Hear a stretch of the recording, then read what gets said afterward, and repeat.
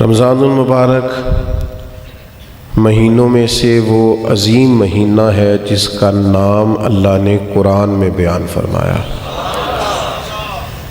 ارشاد فرمایا شہر رمضان الذی انزل فیہ القرآن، رمضان کا وہ مہینہ ہے جس میں ہم نے قرآن مجید کو نازل فرمایا۔ رمضان المبارک کی بے پناہ عظمتیں، اس کی شانیں، اس ماہ نور و سرور کی عظیم سعادت افروز گھڑیاں، یہ جب بھی آتی ہیں مسلمان کے حق میں اللہ کی رحمت کو لاتی ہیں۔ رمضان جب بھی آتا ہے اہل اسلام کے اوپر خدا کے فضل اور اس کی رحمت کا سایہ ہو جاتا ہے۔ اہل ایمان اس ماہ مبارک میں اپنے دل میں خاص نرمی، نیکی کا خاص جذبہ، اخوت، بھائی چارہ اور غم خاری کے خاص جذبات اپنے دل اور روح میں محسوس کرتے ہیں۔ عزیز دوستو، کچھ چیزیں بڑی غیر معمولی ہوتی ہیں، ان کی بہت زیادہ شان ہوتی ہے۔ کئی بار بھی ان باتوں کو سنیں اور ہزار بات بھی ان باتوں کو پڑھیں، بیسیوں لوگوں کے مختلف انداز گفتگو سے بھی ان باتوں کو سنیں تو پھر بھی وہ شانیں ایسے لگتا ہے کہ نامکمل ہی رہ گئے۔ رمضان المبارک اتنی عظمت والا ماہ مبارک ہے کہ اس کا تذکرہ اللہ کے قرآن نے بھی کیا ہے اور حضور علیہ السلام نے بھی جا بجا ذکر فرمایا۔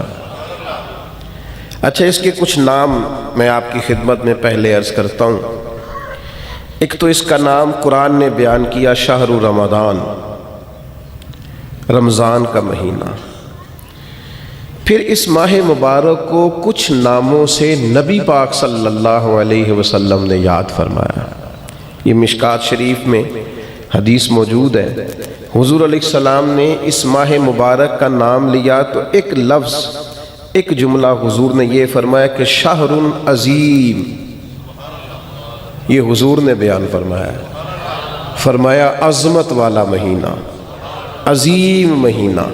یعنی کسی کو کوئی شخص کہتا ہے یہ عظیم عالم دین ہے، یہ عظیم حافظ قرآن ہے، یہ عظیم سماجی شخصیت ہے، یہ عظیم لیڈر ہے، اور جس کو حضور عظیم فرمائے، جس کو نبی کریم علیہ السلام کہیں، سرکار فرمائے، میرے نبی رحمت علیہ السلام فرمائیں کہ ماہ مبارک جو رمضان ہے شہر عظیم، یہ بڑا عظیم مہینہ ہے۔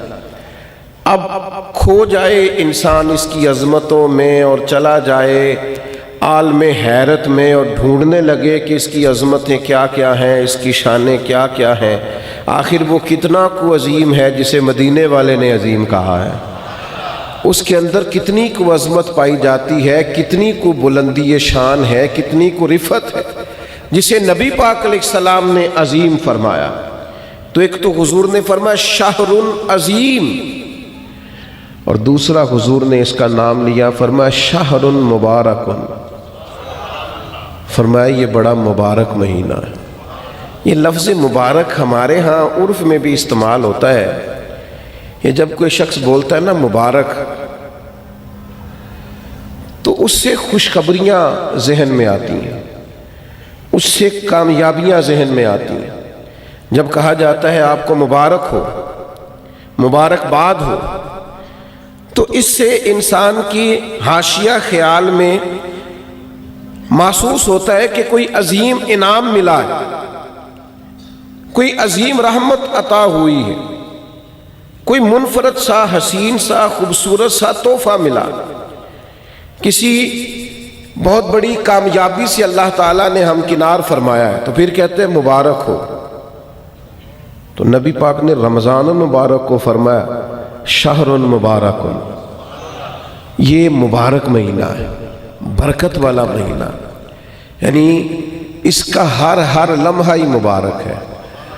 روزہ رکھیں تو پھر بھی مبارک ہے، افطار کریں تو پھر بھی مبارک ہے، رمضان المبارک کے اندر کسی کو روزہ افطار کرائیں تو پھر بھی मुबारक है। इस माह नूर व सुरूर के अंदर कुरान मजीद तरावी में सुनाएं तो फिर भी मुबारक है, पीछे हो के सुने तो फिर भी मुबारक है। रब दे तौफीक, अल्लाह करे फजल। तो रमज़ान अल मुबारक के अंदर अगर मिले तौफीक बंदा बैतुल्लाह की ज़ियारत करे तो बड़ी मुबारक है। और अगर अल्लाह तौफीक दे और इंसान ये माह मुबारक मदीना मुनव्वरा में गुजारे तो फिर बड़ी मुबारक है। तो हर हर लम्हा मुबारक है, हर हर घड़ी मुबारक है। रमज़ान सारा ही मुबारक है। पहला अशरा भी मुबारक है, दरमियान वाला भी मुबारक है, आखिरी भी मुबारक है, ताक रातें भी मुबारक है, लैलतुल कद्र भी मुबारक है। तो हुजूर ने फरमाया शहरुन मुबारक, ये क्या है? मुबारक महीना है। कौन सा महीना है? ये जितने लोग मायूस हैं ना किसी भी वजह से, खुदा न खास्ता परेशान है किसी भी वजह से, महसूस करते अब पीछे रह गए किसी भी वजह से, तो वो यूँ समझ लें कि ये वो महीना आ गया है जिसमें मुबारक ही मुबारक है, जिसमें करम ही करम है, अता ही अता है। अब परेशान नहीं होना। शहरुन मुबारकुन, ये मुबारक महीना आ गया, बरकत वाला महीना आ गया। अब कोई परेशानी नहीं, कोई पछतावा नहीं, कोई पीछे नहीं हटना, कोई कमज़ोर नहीं पड़ना। ये मुबारक महीना, इसको नबी करीम ने मुबारक कहा। तो इसके लम्हे लम्हे में आपने तसव्वुर बांधना है कि ये मुबारक दिन है। इसमें रिस्क आएगा तो वह भी मुबारक ही आएगा। कोई शख्स मिलेगा तो इंशाअल्लाह खैर ही होगी, कोई अमल करेंगे तो इंशाअल्लाह बरकत ही होगी। कहीं हम अल्लाह की रज़ा के लिए कुछ खर्च करेंगे तो फिर भी बरकत ही होगी। महीना ही मुबारक, इसको नबी करीम ने मुबारक कहा है। लिहाजा जो परेशान लोग हैं ना वो यूं समझें कि रमज़ान का चांद तुलू होते ही वक्त ही मुबारक का शुरू हो जाएगा। बीमार समझें कि शिफा होने लगी है, मकरूज समझें कि रिहाई मिलने लगी है, तंगदस्त समझें कि वुसअत आने लगी। और हदीस में लफ्ज़ भी हैं, मिशकात शरीफ में ये लफ्ज़ हदीस के मौजूद हैं। हुजूर फरमाते हैं रमज़ान मुबारक में मोमिन का रिस्क बढ़ा दिया जाता है, उसके रिस्क में बरकत कर दी जाती है। अल्लाह ताला अपने फजल से वुसअत फरमा देता है। तो मेरे भाई आप तवज्जो फरमाइएगा, गौर कीजिएगा और समझ लीजिएगा इस बात को कि हुजूर ने इसे शाहरुन अजीम भी कहा, शाहरुन मुबारकुन भी कहा। आगे भी अर्ज करूं, नबी पाक ने इसे शाहरुस सबर भी कहा। ये सबर का महीना है, इसमें सब्र करना है। खाने पीने से भी सब्र करना है, नफसानी ख्वाहिशात से भी सब्र करना है, गुस्सा आए तो फिर भी सब्र करना है, कोई तकलीफ़ पहुंचाना चाहे तो फिर भी सब्र करना है, कुछ झगड़ा करना चाहे तो फिर भी सब्र की जज़ा जन्नत है। ये माह मुबारक। अच्छा, बड़ी खूबसूरत बात लिखी है हज़रत हकीमुल उम्मत मुफ्ती अहमद यार खान साहब नईमी रहमतुल्लाह अलैह ने। फरमाते हैं पिछले 11 महीने शुक्र के हैं, खाओ और शुक्र करो। रमज़ान महीना सब्र का है, सहरी में खाओ और इफ्तारी तक सब्र करो। ये सब्र का महीना है। पहले खाओ और शुक्र करो, जितनी दफ़ा भूख लगे खाओ और शुक्र करो। यहाँ खाओ और सब्र करो। ये सब्र की ट्रेनिंग का महीना है। थोड़ा सा माहौल में ना बेसब्री सी आ गई है, लोग बेचैन रहने लग गए, जल्दी मुतासिर होते हैं और फिर जल्दी मोहब्बत करते हैं और फिर अल्लाह न करे जल्दी नाराज़ भी होते हैं और जल्दी नफ़रत भी करते हैं। लोग बड़ी जल्दी किसी बात के बारे में फ़ैसला करते हैं, बड़ी जल्दी राय देते हैं। लोग बड़ी जल्दी मुवाफिक होते हैं तो बड़ी जल्दी मुखालिफ होते हैं। लोग बड़ी जल्दी बदगुमान होते हैं। सब्र नहीं रहा, हौसला नहीं रहा। हालांकि कुरान मजीद में 100 से ज़्यादा मरतबा कमो बेश सब्र का बयान है, सब्र का बयान। और 500 के करीब अहादीसो आसार हैं जिनमें सब्र का जिक्र है। मौला अली शेर खुदा रज़ी अल्लाह ताला अन्हु बयान करते हैं, इन सारी अहादीस को और आयात को सामने रख के फरमाते हैं मैं ये समझा हूँ कि जिस तरह जो जिस्म में सर का मकाम है ना, वही दीन में सब्र का मकाम है। तो सब्र करना, इंतज़ार करना, अल्लाह की रज़ा के लिए रुकना, کوئی کام کر کے پھر اس کے نتیجے کا انتظار کرنا، یہ قرآن مجید کی تعلیم ہے۔ باقی ساری نیکیوں پہ ثواب ملتا ہے۔ ان اللہ مع الصابرین، صبر کرنے والوں کو رب رحمان ملتا ہے۔ اللہ فرماتے ہیں میں ہوں صبر کرنے والوں کے ساتھ، ان کو رب رحمان کی معیت نصیب ہوتی۔ تو صبر کا مہینہ ہے رمضان، اس لیے جلد باز تبصرے بھی کم سے کم کیجئے گا، بدگمانی بھی کم سے کم کیجئے گا، تھوڑا صبر کر کے دیکھیں تو صحیح، ذرا ٹھہریں تو صحیح، نتیجہ آنے تو دیں، رزلٹ نکلے گا۔ لیکن حوصلہ، اطمینان اور یہ جو خاموشی ہوتی ہے یہ بڑا طوفان ہوتی ہے۔ یہ چپ کر جانا، صبر کرنا، برداشت کرنا، حوصلہ پیدا کرنا، یہی انسان کے بڑا ہونے کی علامت ہوتی ہے۔ لیکن اگر کوئی شخص چھلکے چھوٹی چھوٹی بات پہ، ذرا سی بات پہ تڑپے اور چھوٹی چھوٹی باتوں پہ اس کے ہاتھ پیر پھولنے لگ جائیں اور سانس اکھڑنے لگ جائے اور زبان خشک ہونے لگ جائے اور ہونٹوں پہ سکری آنے لگ جائے، تو اس کا مطلب یہ ہے کہ یہ شخص معاشرے میں، سوسائٹی میں کبھی بھی کوئی بڑا کام نہیں کر سکے گا۔ تھوڑا سا حوصلہ، تھوڑا صبر، تھوڑا اطمینان۔ کسی سیرت نگار نے بڑی خوبصورت بات لکھی ہے، کہتے مکے والے لوگ دشمن بن کے حضور کے مقابلے میں نکلے، پر محبوب نے اتنا صبر کیا، اتنا صبر کیا کہ حضور کے صبر نے ان سارے دشمنوں کو نبی پاک کا غلام بنا دیا۔ وہ دشمنیاں عقیدت میں بدل گئیں۔ آپ تھوڑا صبر تو کریں۔ میں جھگڑے ہو جاتے ہیں نا دوستوں کے، اور کبھی گھروں میں بھی، بعض اوقات خاندانوں میں بھی جھگڑا ہو جاتا ہے، تو میں کہتا ہوں ذرا کمنٹس تھوڑے سے تھوڑے کرنا، رد عمل ذرا کم سے کم دینا، اس لیے کہ اس کام کی ہونی تو آخر میں صلح ہی ہے۔ تو ایسا نہ ہو کہ آپ اتنی سخت رائے دے چکے ہوں بے صبری کے عالم میں کہ پھر وہ آپ کی صلح کے رستے میں وہ جملے رکاوٹ بن جائیں۔ تو صبر سے، اطمینان سے، قرار سے، یہ سارا رمضان المبارک صبر سکھاتا ہے۔ یعنی آپ کے گھر میں نعمتیں پڑی ہیں اور آپ کے سامنے پڑی ہیں اور آپ کی اپنی ہیں اور آپ کی جائز کمائی کی ہیں، اور بھوک بھی پوری لگی ہوئی ہے، کھانا نہیں، صبر کرنا ہے۔ رب کا جب تک حکم نہیں نہ آتا، افطار کا ٹائم نہیں ہوتا، اتنی دیر تک کھانا، یہ صبر ہے۔ تو یہ صبر ہی پھر انسان کو محرمات پر صبر سکھائے گا۔ یہی صبر پھر سکھائے گا کہ جس طرح تیرے پاس سہولت موجود ہے، تو کھا سکتا ہے، تیرے کنٹرول میں، پر تو نہیں کھاتا، اسی طریقے سے کچھ چیزیں تیرے کنٹرول میں ہیں، تو لے سکتا ہے، پر چونکہ تیرے لیے جائز نہیں، لہذا تو نے صبر کرنا ہے اور وہی لینا ہے جو تیرے رب نے تیرے لیے جائز رکھا ہے۔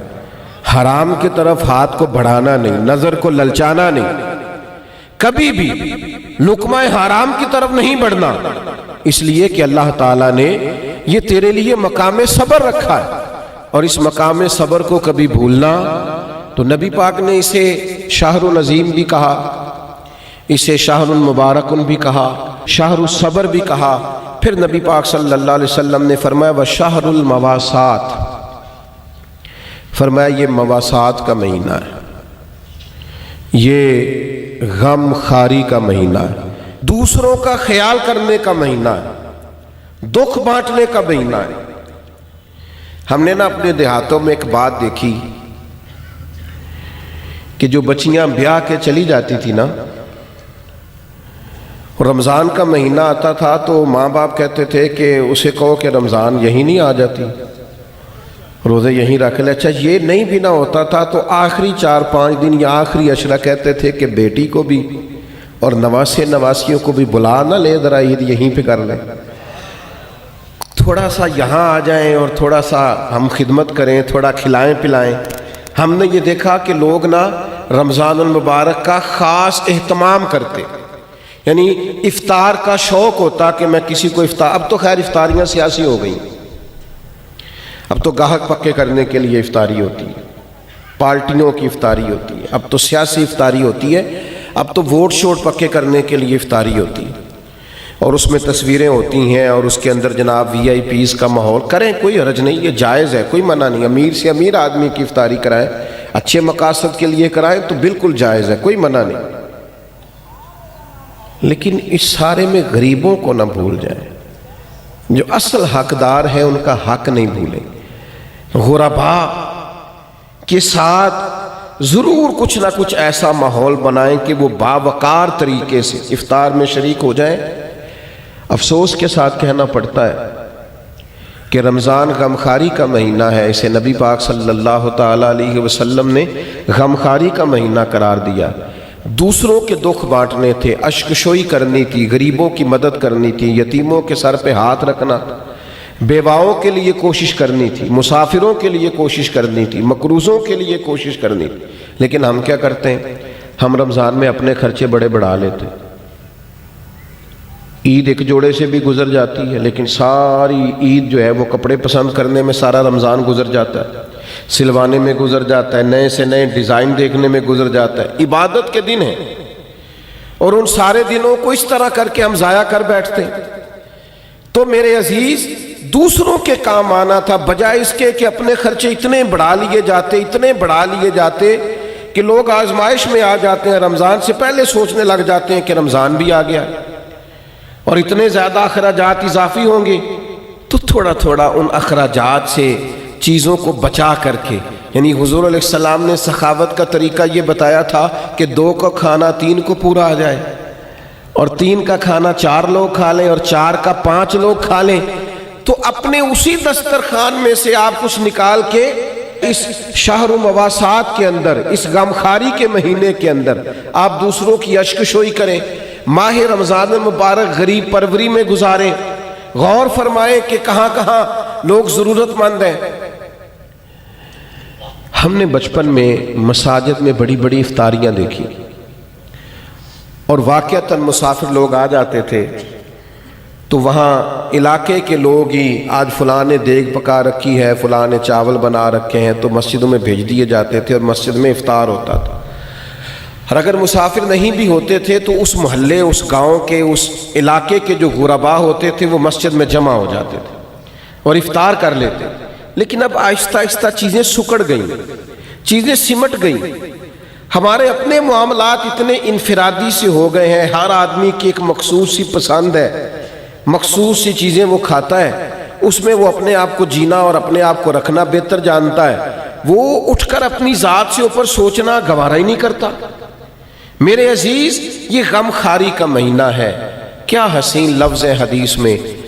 صحابہ فرماتے جب رمضان آتا تو حضور قیدیوں کو آزاد کرتے، ہر سائل کو عطا کرتے، نبی پاک بانٹتے، دیتے، ہر ایک کو نوازتے. ہمارے ہاں لائنیں لگتی ہیں زکوٰۃ لینے والوں کی، اور جناب جو دینے والے ہیں وہ بگڑ جاتے ہیں، کہتے ہیں آپ 9 بجے ہی آ گئے، سونے بھی نہیں دیتے. اور پھر یہ کہ آپ وہ تو نہیں جو پہلے بھی آئے تھے. اور دوسرا یہ کہ آپ اگر ترتیب سے کھڑے نہیں ہوں گے تو میں بھگا دوں گا سب کو، کچھ بھی نہیں ملے گا. سچ بتانا، جب اللہ نے ہمیں دیا تھا تو لائنوں میں لگا کے دیا تھا. سچ بتانا، جب اس نے ہمیں دیا تھا تو یہ رویہ تھا. کسی درویش سے کسی نے کہا تھا میرا دل تو کرتا تھا اللہ کے رستے میں خیرات کروں پر کوئی مستحق نہیں ملتا. تو شیخ مسکرا پڑے تو کہا حضرت آپ کے مسکرانا بڑا معنی خیز ہے، آپ کیوں مسکرائے؟ تو فرمانے لگے پہلے تو بتا، جو جو اللہ نے تجھے دیا تیرا حق بنتا تھا؟ تو جب رب نے تجھے دے دیا ہے حالانکہ تو حقدار نہیں تھا تو پھر ٹٹولتا پھرتا ہے، تھرمامیٹر لیے پھرتا ہے. جس کی سمجھ آ گئی ہے تجھے غریب ہے تو دے اللہ کی رضا کے لیے. لیکن وہ رویوں کی تلخی، مزاج کی ترشروئی، میں اقرار کرتا ہوں اس بات کا بھی کہ بہت سارے غربا اس مہینے میں دھندے بھی بنتے ہیں. آٹا خیرات میں لے کے دکانوں پہ بیچا بھی جاتا ہے. یہ ساری چیزیں دیکھنے کو، سننے کو، پڑھنے کو ملتی ہیں.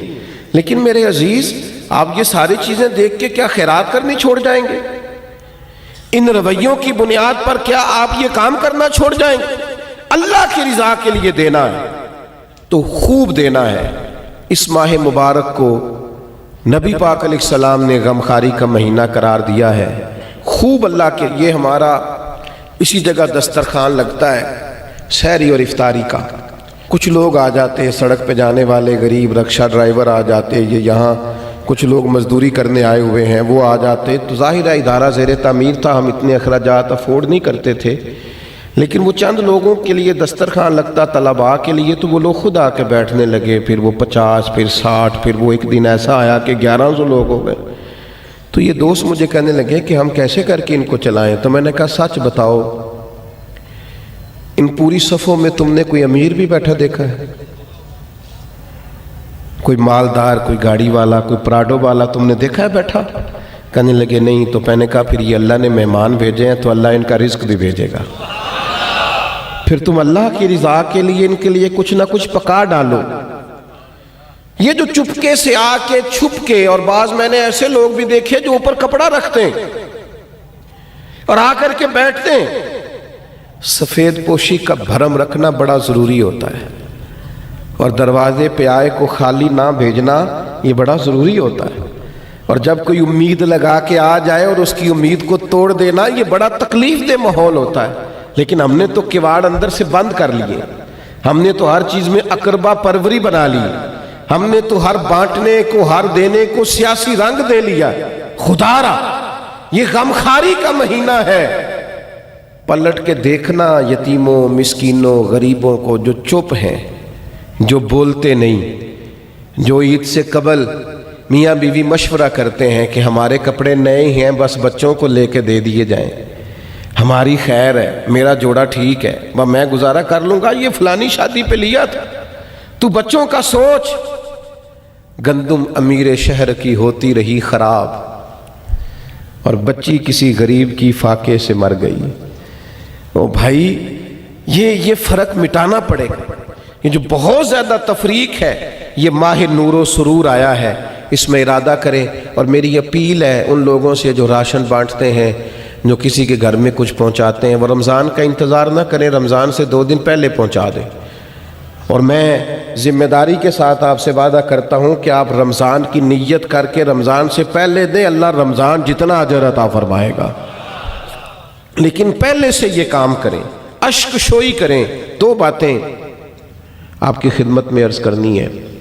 ایک تو رمضان المبارک کا قرآن مجید سے بہت زیادہ تعلق ہے، بہت زیادہ، اس لیے کہ قرآن مجید کہتا ہے شہر رمضان الذی انزل فیہ القرآن، رمضان کا وہ مہینہ جس میں ہم نے قرآن مجید نازل فرمایا ہے۔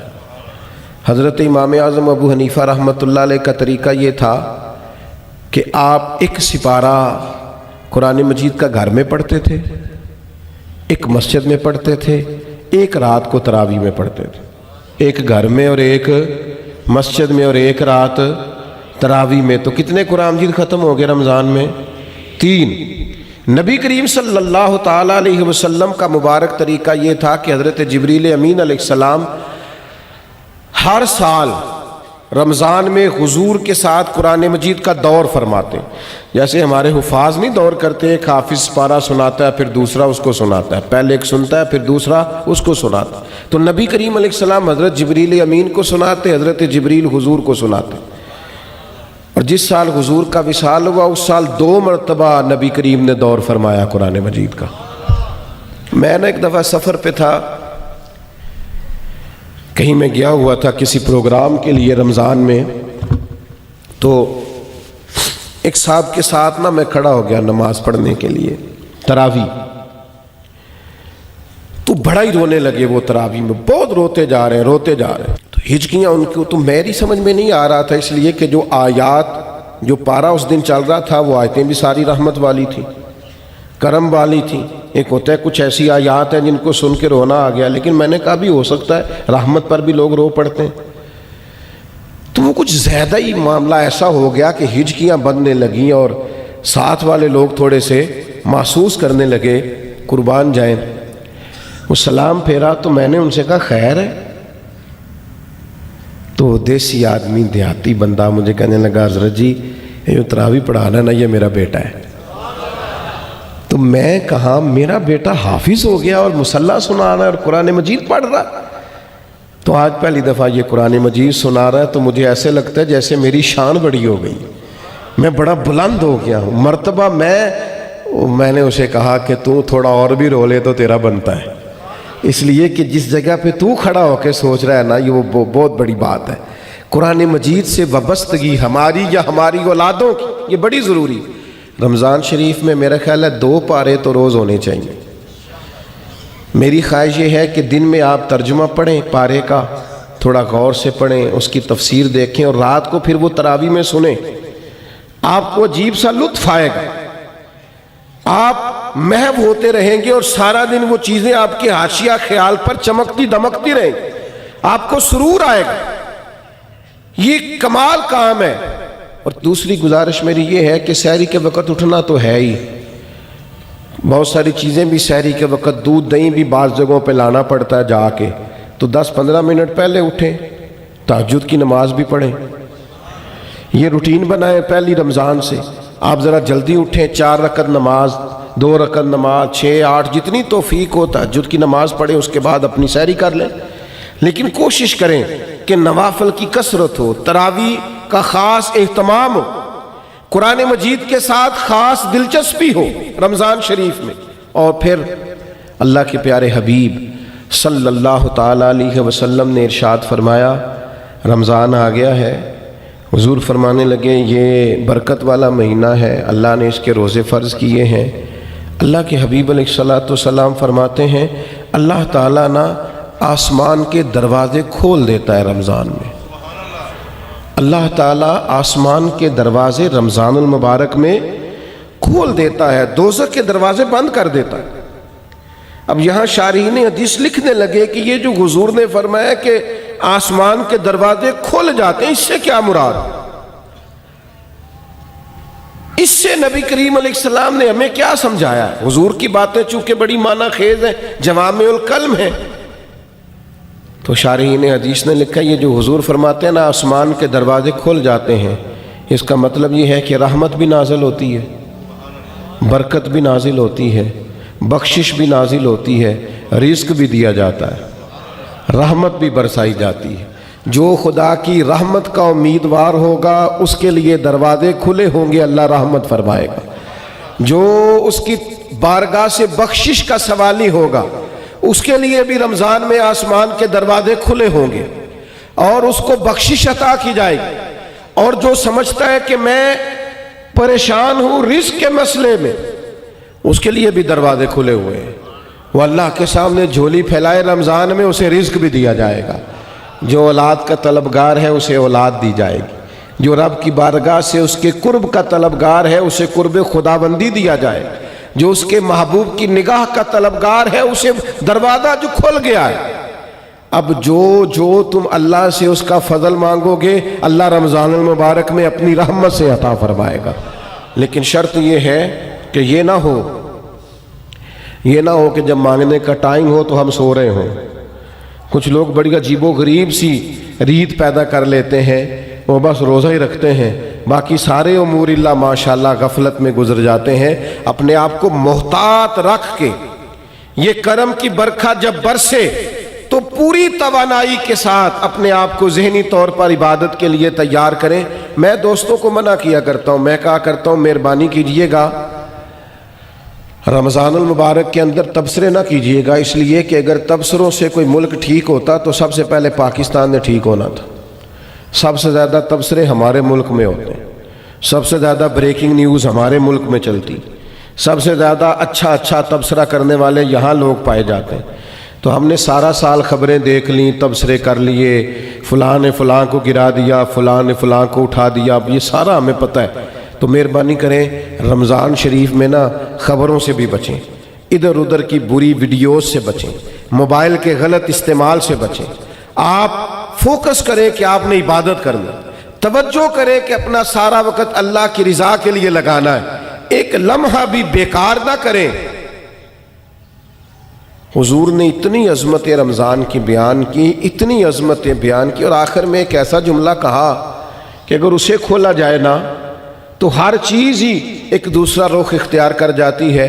اللہ کے محبوب علیہ السلام رمضان کی ساری شانیں بیان کرنے کے بعد فرمانے لگے اگر تمہیں پتہ چل جائے نا کہ رمضان کی شان کیا ہے، یعنی اتنی شانیں بیان کرنے کے بعد بھی فرمایا اگر تمہیں پتہ چل جائے، تم اس گہرائی تک پہنچ جاؤ، تم وہ گہرائی پا جاؤ کہ آخر رمضان کی عظمت کتنی ہے، فرمایا اگر تمہیں پتہ چل جائے تو تمہارا دل کرے سارا سال رمضان ہی رہنا چاہیے، سارا سال رمضان ہی رہنا چاہیے۔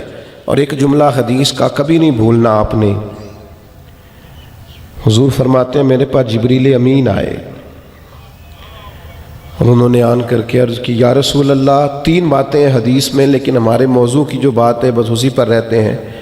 حضرت جبریل عرض کرنے لگے یا رسول اللہ، برباد ہو جائے وہ شخص جس نے رمضان کا مہینہ پایا اور پھر اپنی بخشش نہ کرا سکا، محروم رہ گیا وہ آدمی جسے رمضان ملا، اس کی زندگی میں آیا اور وہ رمضان میں تندرست تھا، صحت یاب تھا، پھر رمضان کی برکات نہ سمیٹ سکا، وہ محروم رہ گیا اور وہ برباد ہو جائے، اس کی ناک خاک آلود ہو جائے۔ حضور فرماتے حضرت جبریل نے جب یہ کہا تو میں نے کہا آمین، یعنی اللہ کرے ایسا ہو جائے، واقعی اس کی ناک خاک آلود ہو جائے کہ رمضان بھی ملا تھا، اس کی زندگی میں آیا تھا، اللہ تعالیٰ نے عافیت دی تھی، اعصاب اور قوا مضبوط تھے، لیکن پھر بھی اپنی بخشش کا سامان نہیں کر سکا، اس کی ناک خاک آلود ہو جائے۔ کیا سارا 11 مہینے کاروباری کرتے ہیں، نئی کاروباری پالیسیاں نہ بنائے رمضان میں کہ میں کیا کون سا بزنس کروں۔ ہمارے ایک دوست اکثر کہا کرتے ہیں کہ لوگ رمضان میں چیزیں مہنگی کر دیتے ہیں، بلکہ اب تو پالیسی زیادہ بہتر ہو گئی ہے، چونکہ حکومت نے کچھ نہ کچھ سستی کرنی ہوتی ہے تو وہ رمضان سے پہلے 2 مہینے مہنگی کر لیتے ہیں تاکہ رمضان آئے تو ہمیں کہنا پڑ جائے کہ دیکھو ہم نے یہ 10 روپے سستی کر دی ہے، چونکہ اس سے پہلے جو مہنگی بڑی کر لی تھی۔ تو یہ دھوکہ کس کو دے رہے ہیں؟ کس کو دے رہے ہیں؟ وَمَا يَخْدَعُونَ إِلَّا أَنفُسَهُمْ، اللہ کہتے ہیں کچھ دھوکے تم صرف اپنے آپ کو دیتے ہو، کسی اور کو نہیں دیتے۔ رمضان کی سعادت افروز گھڑیاں ہیں، رمضان المبارک کی بخت سنوارنے والی گھڑیاں ہیں، رمضان کی نصیب چمکانے والی گھڑیاں ہیں، رب کو راضی کرنے والی گھڑیاں ہیں۔ رمضان کی وہ گھڑیاں ہیں جس میں جو آدمی سمجھتا ہے میں بڑا پیچھے رہ گیا ہوں وہ بھی آگے بڑھے، اللہ کی رحمت پالے اور وہ بھی دوڑ کر کے زندگی کے سفر میں آگے نکل جائے، اللہ کی رحمت اسے ملے گی۔ لیکن خبردار، ایک لمحہ بھی ضائع نہ کرنا، بیکار نہ کرنا، فضول ابحاث، فضول بحثیں، فضول کا موبائل، فضول کی گفتگو، فضول کا لیت و لالا، اپنے آپ کو بچائیں اور ذہنی طور پر اپنے آپ کو تیار کریں کہ انشاءاللہ روزے بھی پورے رکھنے ہیں، تراویح بھی وقت پہ پڑھنی ہے، تہجد کی نماز بھی رات کو پڑھنی ہے اللہ کے فضل سے، غریب کی مدد بھی کرنی ہے، جس حد تک ہو سکا میں نے دوسروں کے لیے خیر بھی جمع کرنی ہے، جد و جہد کا مزاج بھی پیدا کرنا ہے۔ یہ ضرور اپنی طبیعت کے اندر چیزوں کو پیدا کریں۔